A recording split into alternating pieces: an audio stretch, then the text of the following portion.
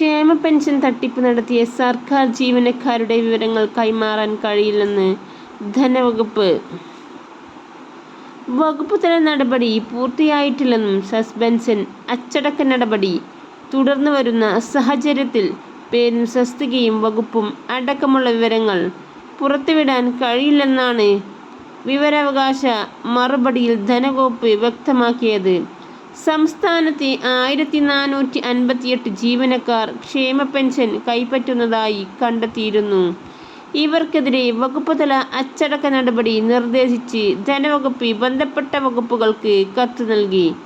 എന്നാൽ ഏതാനും വകുപ്പുകൾ മാത്രമേ അച്ചടക്ക നടപടി സ്വീകരിച്ചിട്ടുള്ളൂ. ഭരണകക്ഷിയുമായി ബന്ധമുള്ള ഉദ്യോഗസ്ഥർക്കെതിരെ നടപടിയായിട്ടില്ലെന്നും ആരോപണമുണ്ട്.